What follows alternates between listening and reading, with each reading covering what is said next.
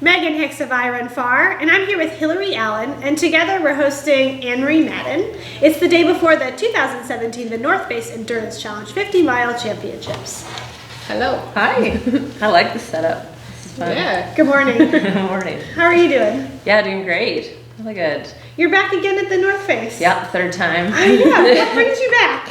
Well, I love the race. It's so close. It's, the same time zone, so it's hard not to come back.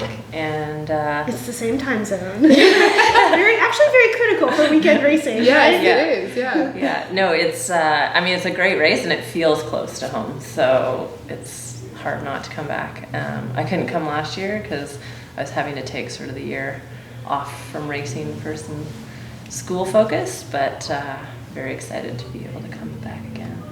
Let's start with just a brief review of your performances here. You were here in 2014-15. Yeah. Both were top 10 runs. Yeah. Both were kind of if I remember right, Anne-Marie was just sort of in the thick of things, start to finish.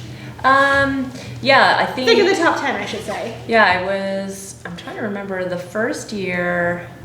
I know I finished fourth, and actually I can't really remember if I passed... I think I passed maybe some people near the end. Okay. And then in 2015 was a much more there was a lot more kind of passing here and there and things changing up. And I remember Larissa Danis passed me kind of with a little while to go, and she ended up third, I think. Yeah, she did really, I think she finished super strong. But I ran a lot of it with Ellie till maybe halfway, and then she just turned on her jets and took off.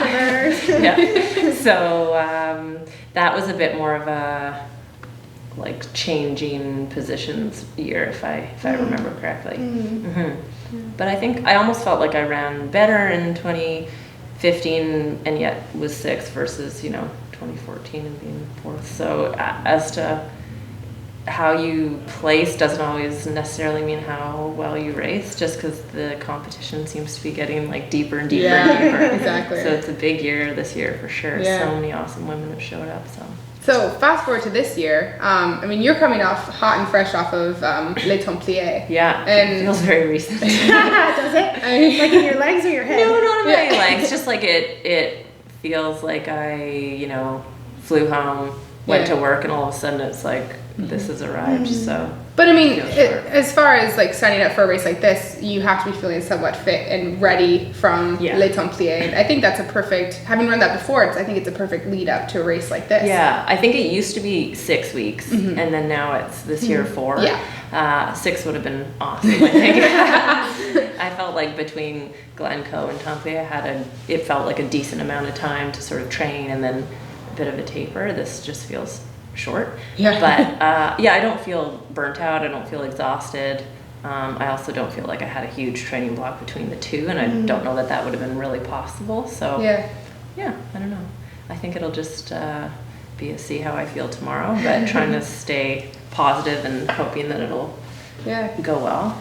And those two races, Glencoe and Les Templiers, they're super competitive. So now this race too, it's competitive. It's just on a different, it's not European soil, it's US soil. Yeah. So does that excite you?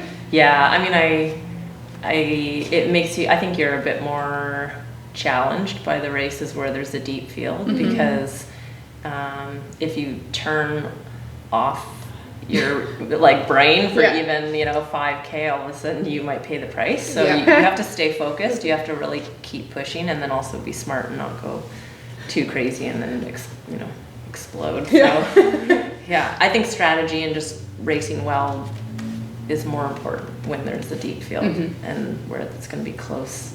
Yeah. All the way to 20th or something. Yeah, definitely. Yeah. Is there an evolution happening with your running? Because I feel like the Anne-Marie of a couple of years ago was maybe doing some shorter racing, and you were racing technical stuff, but sort of home trained technical stuff, and in 2017 you've branched out to other countries and done things that are different.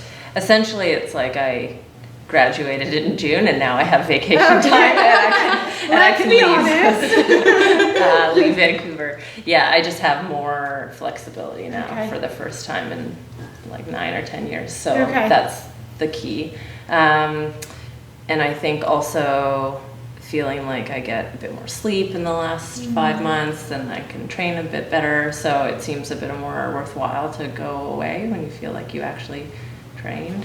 So have a potential of running to your potential. Yeah. So it's been a really nice few months. Really enjoyed it. Yeah. What is your world outside of running like? I like mostly, I feel like mostly it's been work and studying, and now there's a little less studying there and probably the same amount of work. So. And what exactly do you do? I'm an anesthesiologist. Okay. Yeah.